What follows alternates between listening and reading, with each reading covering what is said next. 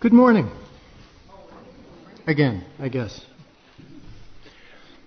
Last fall, consulting with the Sunday Services Committee, I planned to do this service on Islam because some people were asking me to start taking a look at the world religions now again, the ones that we hang banners on the wall celebrating. They said maybe we need to learn a little bit more about them.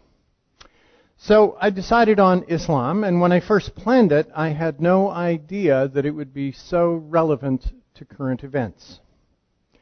I chose it then because we'd just settled the Adam family, our Syrian refugees. I just had lunch with them yesterday. They're doing well.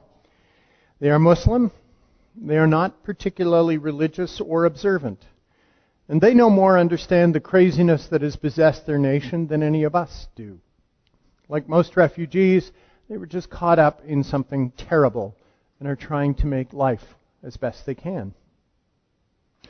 But recent events like so-called Muslim bans and small Toronto protest marches asking that we ban Muslims in Canada as well, and a steady uptick of racist rhetoric and refugees fleeing across the border in Manitoba and Canada from the United States have given this series a whole new meaning. Guest speaker Salima Versi started us off last week, and I understand that she offered insight into one of the more liberal branches of Islam, one that seems to share an awful lot in common with Unitarian Universalists. But this week I want to offer some thoughts on the core teachings and traditions of Islam, and hopefully do away with some popular misconceptions. Next week I'm going to look more at the current political context and the concerns we have about violence and terrorism and all of those things, which are, again, misconceptions.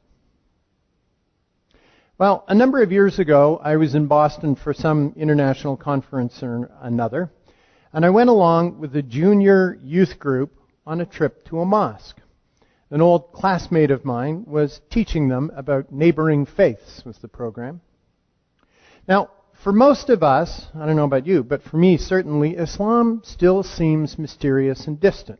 I may have read about it in school, and I've discovered that when I read about it in school, I tended to read the textbooks that were deep and philosophical and esoteric and, frankly, above my head. And it was hard to find out basics. So I was quite eager to make this visit.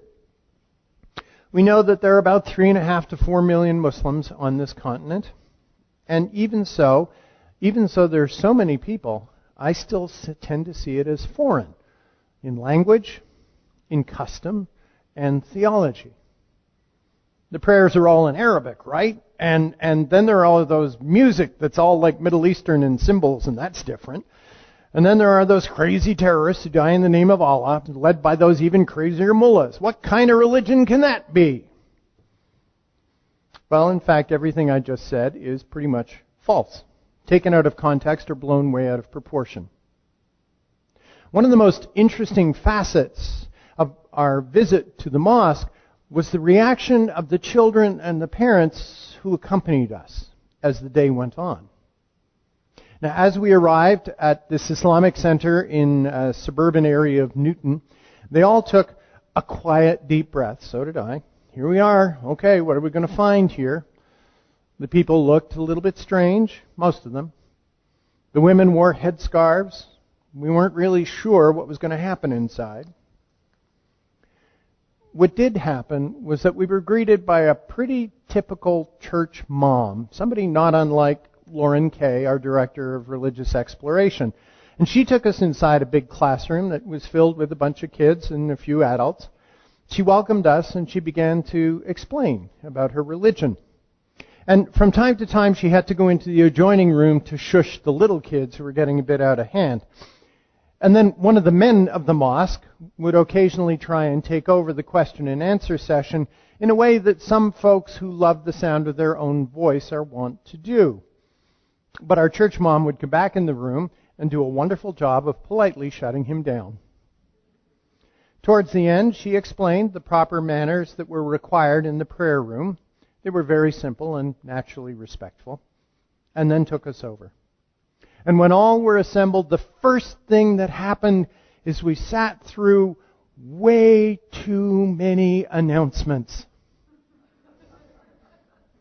There were announcements about potlucks and announcements about events at the school, and there were announcements about community things that they were invited to. There are some people who think we have an announcement problem in this church, and nothing compared to it. It must have gone on for 10 minutes.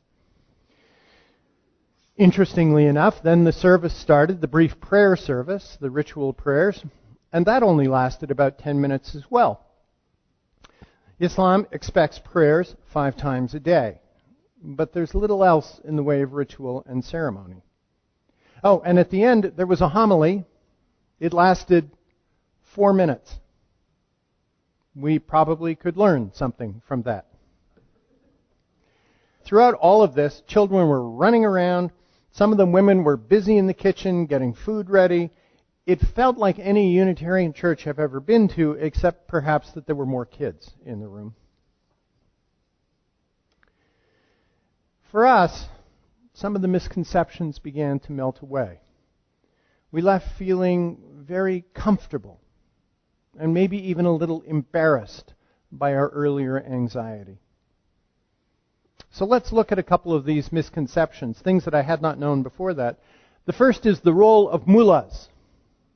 We've all heard about the mullahs, oh my goodness. There are actually no ordained clerics within Islam. Mullah is simply a leader, usually elected by the congregation of the mosque. Some of them are highly educated. Some of them are charismatic leaders. Some are both. Some are neither. The point is, they're not ordained or certified by a central church. They are not confined to sending out a special teaching. They are elected by a group of people within the mosque who think that this would be a good leader for them. And that has good points and bad points. Liberal mosques elect liberal leaders.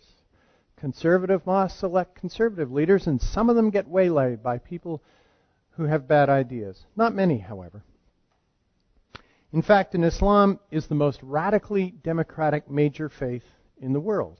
Each person has the right to read and interpret the Quran for themselves. Indeed, it is expected. And most of the men are asked to teach at least some of the time. I think that's why we had a 4-minute homily. Somebody perhaps didn't do his homework. There is no required belief except one. When people give, and there is no required belief among the leaders that they elect. So the second one that often comes up for Westerners is the terrorist questions.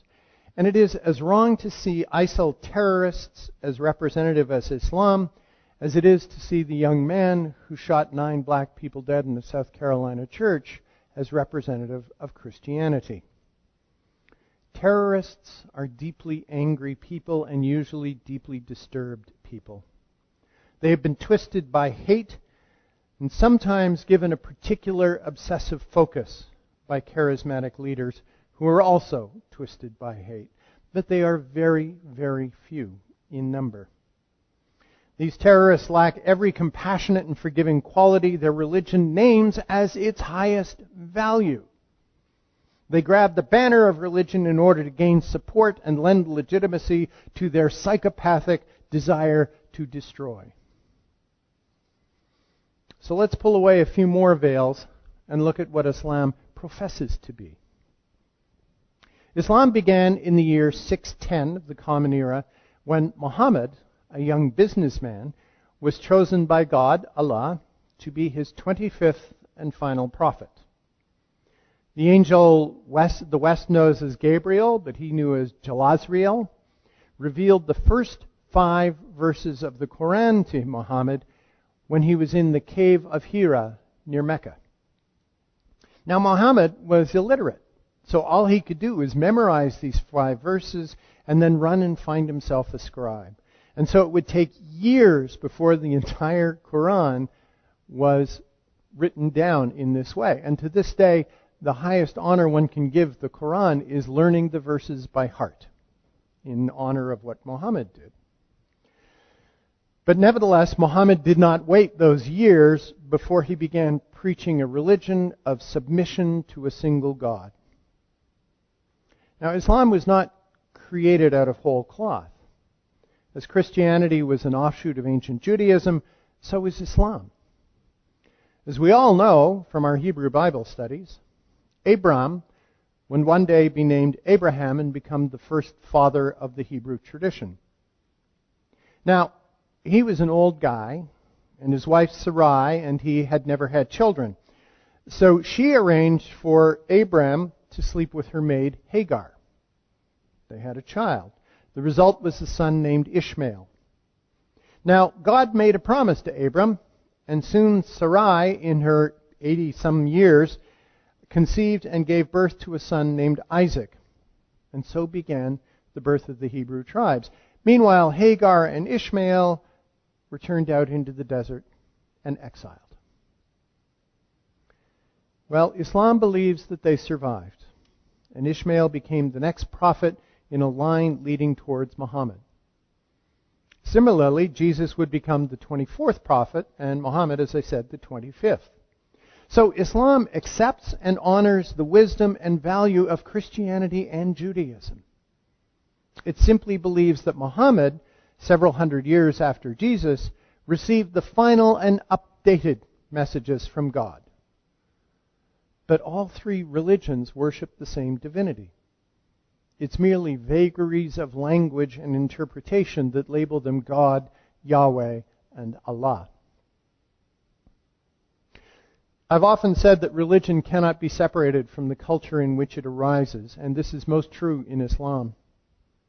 A major part of Muhammad's mission was to bring an end to the kind of intertribal and interfaction slaughter that we see today in the Arabian world. He believed that he was sent to unite the people and end tribal warfare once and for all. Okay, things didn't work out exactly as planned over the long haul, but in his lifetime he had great success. Pre-Islamic Arabia was caught up in a vicious cycle of warfare in which tribal vendettas were a way of life. Muhammad himself survived several assassination attempts and once had to flee for his life to Medina. So Islam was born in this deadly war of tribal survival. But as soon as a feeling of security developed, the Prophet began to preach peace and compassion, not war. Indeed, he spread Islam across the Arabian Peninsula during his lifetime through an ingenious campaign of nonviolence and coalition building that would have made Gandhi proud. When he died in 632, 22 years later after his revelation, he had almost single-handedly brought peace to the Arabian Peninsula. Now, because the Quran was revealed in the context of all-out war, several passages do indeed deal with armed struggle. But the interesting thing that often doesn't get quoted is that even when violence and warfare are seen as a legitimate means of living, they're seen as a legitimate means of self-defense only. And whenever you have to be attacked first, and whenever there's a verse about violence, there is immediately a verse about making peace with your neighbor and showing charity. Like some fundamental Christian preachers who sell more hate than religion, some religious leaders cite the passages on war selectively, ignoring the longer, compassionate, and peaceful verses that almost always follow. Like the Bible, you can prove anything you want to, citing verses in the Quran when you take them out of context and put them together in a way that supports your point of view. And the negative leaders, the hateful leaders, can twist words. Right? We've all heard about the word jihad. Right? What does it mean? Right? Crusade, holy war, something like that. The jihadists are the warriors for, supposedly Allah. The thing is, that's a misinterpretation of the word. All it means is struggle. And usually it is used in the Quran to mean the internal and personal struggle that every person faces to submit to the truth of God's will. And we can extrapolate that for our humanists to the struggle to do what we know is the right thing to do. That's the jihad. That's the struggle. It's not warfare or hatred or bombs. It's this internal thing about making ourselves better human beings. There is one Quranic passage where Muhammad, returning from battle, says it was a jihad, but now the far greater jihad is to seek peace and to begin to act with compassion. To get over the hatred, to get over the anger, the wish for revenge, and to make peace instead. The word Islam means submission, meaning complete submission to a single God. And the word is related to salam, which means peace. And every Muslim I have ever talked with has asserted that Islam is a religion of peace. As well, Muslims believe that no one can be forced to convert. The Quran insists there must be no coercion in matters of faith. In the 7th and 8th centuries, as the Islam spread rapidly through all of North America and up to the Franco-Spanish border in the west and the Balkans in the east, Jews and Christians were never forced to convert. The best example is probably the Eastern Orthodox Church. It has been based in Constantinople, now Istanbul, since it split from the Roman Church in 1054. And for almost all of that time, the city has been under Islamic rule. The Orthodox Christians were allowed to gather, to worship, to build their churches, they had full rights as citizens, something no Muslim experienced anywhere in the Christian world. In one of his last sermons, Muhammad said, "O people, we have formed you into nations and tribes so that you may know one another. Not to conquer, subjugate, revile, or slaughter, but to reach out towards one another with intelligence and understanding." Now, the Quran itself is complex, sometimes confusing, requires a lifetime of study, but the basic teachings of Islam are extremely simple, and they resolve into what are called 5 pillars. The first is accept that there is no other God but Allah, and that Muhammad is his messenger. Say that aloud with belief in your heart in the middle of this service, and you become a Muslim. At least in their view. So be careful. Don't want to lose anybody. No, I'm kidding. There are no complicated applications or rituals or sacraments or anything that obtain. All you have to do is decide one day that you are a Muslim, acknowledge God and acknowledge Muhammad, and you are done. Then you have to learn how to pray 5 times a day in the prescribed manner. This involves ritual ablutions, washing, facing a prayer mat towards Mecca, and following some very simple movements and reciting some easily learned prayers, and finally prostrating yourself, because it is about submission. Third, charity. You are expected to share yourself and your wealth generously, to model Allah's compassion in your life, to be like Him. Fourth, to fast during the month of Ramadan from sunrise to sunset. And then fifth, if you are able physically and financially to make a pilgrimage to Mecca once in your lifetime. Do that and you are a Muslim in fine standing. And yet all those rules have exceptions. If you're sick, you should eat during Ramadan. If you can't afford it, you don't have to go to Mecca. You just go to Mecca in your heart. That counts. I'm going to leave the conclusion of this part of the sermon, at least. Next week we'll continue, to someone I met at that mosque. He was 17 years old. He'd grown up Jewish. He had converted to Islam after the 9/11 attacks. He said, "Don't make the mistake of confusing the faith with the society. Sure, there are repressive regimes and anti-woman societies within Islam, but that's the society they live in, not the religion we practice. It's no different from the way Americans had slavery and denied women the vote once upon a time. Those things had to do with culture, not Christianity or Judaism. And it is the same with Islam.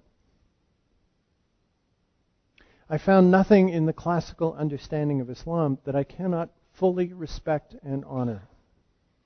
If Islam fails to live up to its origins in any particular nation, in any particular place, in any particular group of people, It's only because their religion, like all other religion, is in the hands of deeply fallible human beings. Islam is a religion of peace. Christianity is a religion of peace. Judaism is a religion of peace. Unitarianism is a religion of peace. And we would have peace in the world if all the religious people just decided to get it right. Amen.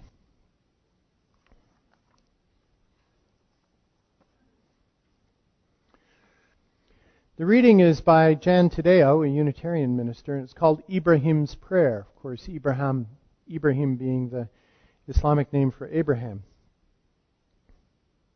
Beloved children of the oneness of many names, you who cover the land in numbers greater than the stars, I petition you, I pray to you, because you are the fruit of God's promises to the world. Because each of you holds a piece of the truth that is. Because the vision of beloved community needs each one of you. And this is what I pray. Show loving kindness for one another.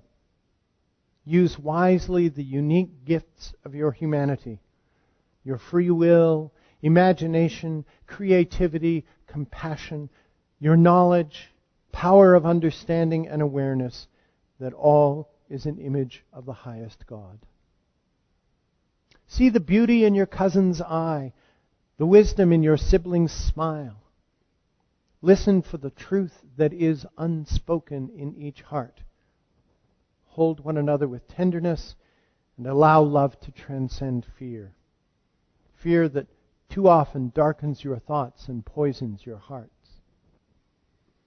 Come together, followers of Moses, Jesus, and Muhammad, peace be upon them all.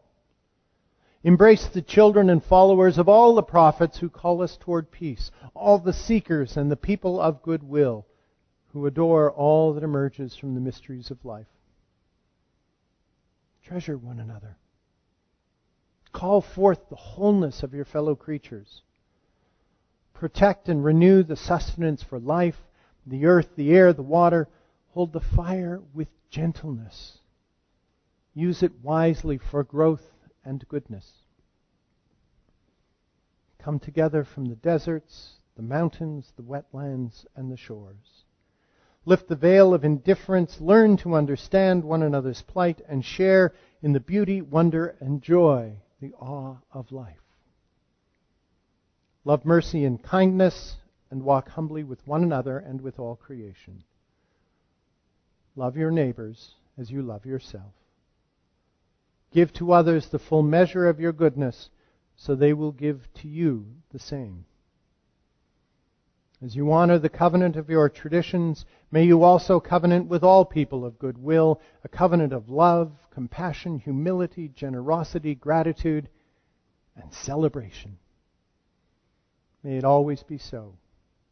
Peace, salam, shalom, blessed be. Amen.